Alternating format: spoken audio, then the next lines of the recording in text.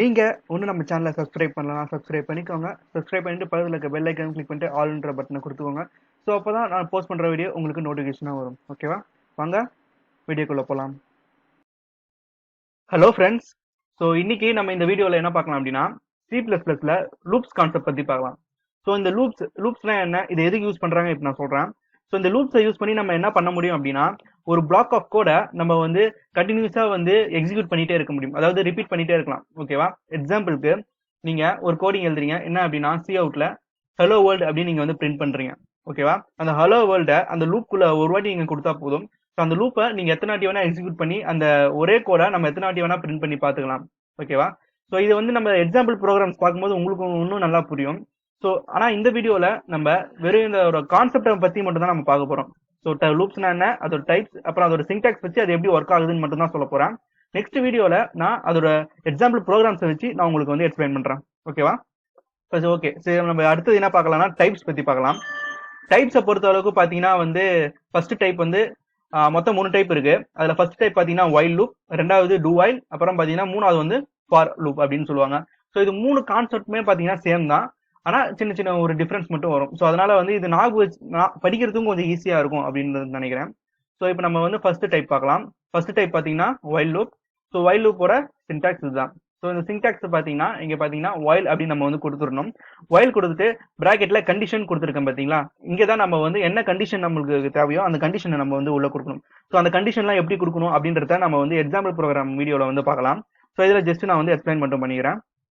So condition நீங்க கொடுத்துட்டு இந்த கர்லி பிரேசஸ் உள்ள நம்ம எந்த கோடிங்கை வந்து எக்ஸிக்யூட் பண்ண போறோமோ ஸோ அந்த கோடிங்கை வந்து இங்க கொடுக்கணும். ஸோ அதை தான் வந்து என்ன சொல்லுவாங்க அப்படின்னா பாடி ஆஃப் தி லூப் அப்படின்னு வந்து சொல்லுவாங்க. ஸோ ஓகேவா? எப்படி ஒர்க் ஆகும் அப்படின்னா, இந்த பாடி ஆஃப் தி லூப் எப்போ வந்து கண்டினியூஸா பிரிண்ட் ஆயிட்டே இருக்கும் அப்படின்னா, இங்க வைல் பக்கத்துல நம்ம கண்டிஷன் கொடுக்குறோம் பாத்தீங்களா, இந்த கண்டிஷன் ட்ரூவா இருந்தா மட்டுமே வந்து இந்த கர்லி பிரேசஸ் உள்ள இருக்க இந்த பாடி ஆஃப் தி லூப் வந்து எக்ஸிக்யூட் ஆகும். சப்போஸ் இந்த கண்டிஷன் வந்து ஃபால்ஸ் ஆயிடுச்சு அப்படின்னா நம்மளுக்கு நெக்ஸ்ட் ஸ்டேட்மெண்ட், அதாவது இந்த கர்லி பிரேசஸ் அடுத்து இருக்க ஸ்டேட்மெண்ட்டுக்கு போயிடும். ஓகேவா? ஸோ எப்படா போகும் அப்படின்னா ஃபால்ஸ் ஆகும்போது போகும்.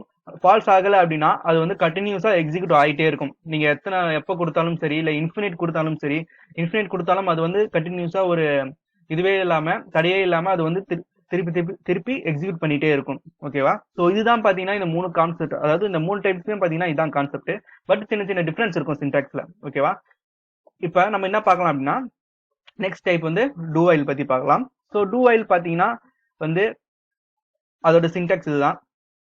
ஸோ இது வைலுக்கும் டூ வைலுக்கும் என்ன டிஃபரன்ஸ் இருக்கு அப்படின்னு பாத்தீங்கன்னா, உங்களுக்கு அங்க நான் வைல்ல என்ன சொல்லியிருந்தேன், வைல்ல வந்து கண்டிஷனை செக் பண்ணிட்டு அதுக்கப்புறம் பாடி ஆஃப் த லூப் வரும்னு சொல்லியிருந்தால.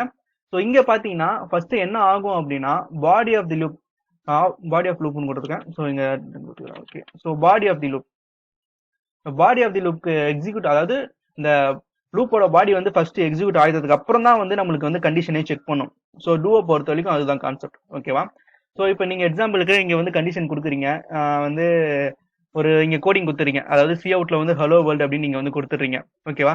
ஸோ என்ன ஆகும் அப்படின்னா ஃபர்ஸ்ட் என்ன ஆகும், ஒரு பிரிண்ட் ஆயிடும், இந்த body of the loop execute ஆயிடும். ஹலோ வேர்ல்டுன்னு ஒரு வாட்டி பிரிண்ட் ஆயிட்டதுக்கு அப்புறம் தான் வந்து இந்த கண்டிஷன் செக் பண்ணி இந்த கண்டிஷன் ட்ரூவா இருந்துச்சு அப்படின்னா திருப்பியும் பாடி ஆஃப் தி லூப் குள்ள போயிட்டு எக்ஸிக்யூட் ஆகும். சப்போஸ் கண்டிஷன் ஃபால்ஸ் ஆயிடுச்சுன்னா அப்படியே வெளியே வந்துடும்.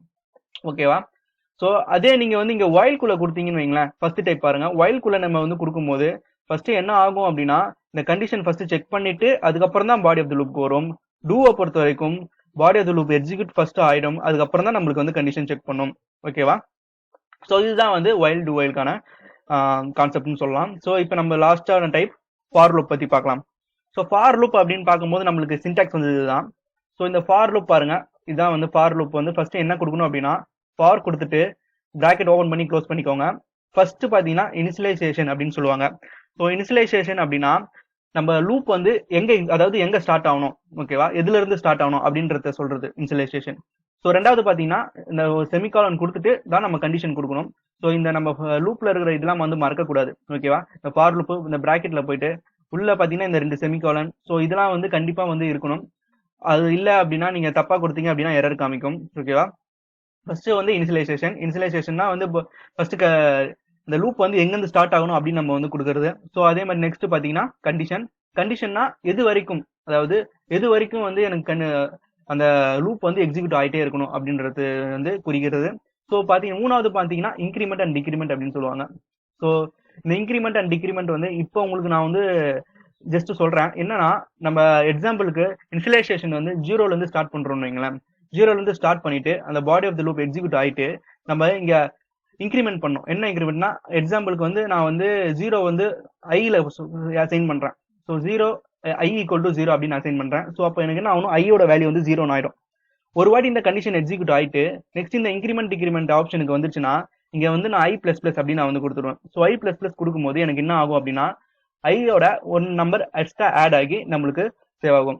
ஸோ இப்போ இங்க 0 இருக்கு அப்படின்னா இங்க body of the loop execute ஆயிட்டு நம்மளுக்கு இங்க வரும்போது எனக்கு ஐ பிளஸ் பிளஸ் இருக்கிறதுனால ஐ வந்து ஒன்னா வந்து எனக்கு வந்து இன்க்ரிமெண்ட் ஆயிடும். அதாவது 1 வந்து பிளஸ் ஆகி நம்மளுக்கு அங்க சேவ் ஆகும்.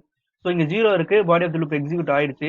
எக்ஸிக்யூட் ஆனதுக்கு அப்புறம் நம்மளுக்கு இன்க்ரிமெண்ட் டிக்ரிமெண்ட் வரும்போது நம்மளுக்கு இங்க ஐ பிளஸ் பிளஸ் இருந்தா நம்மளுக்கு இங்க நம்மளுக்கு 1 வந்து இன்க்ரீஸ் ஆயிடும். ஓகேவா? ஸோ இதுதான் வந்து இந்த ஃபார் லூப்போட கான்செப்ட். ஸோ இங்க இதையும் கொடுத்துக்கிறேன். ஓகே, ஸோ இப்போ வந்து இது வந்து நம்ம இந்த ஃபார் லூப் மட்டும் நம்ம வந்து எக்ஸாம்பிள் ப்ரோக்ராம்ல பார்த்தோம்னா நம்மளுக்கு வந்து இன்னும் கொஞ்சம் ஈஸியா புரியும். இப்போ வந்து நான் சொல்றது வந்து ஏதோ கொஞ்சம் புரிஞ்ச மாதிரியும் புரியாத மாதிரியும் தான் இருக்கும்.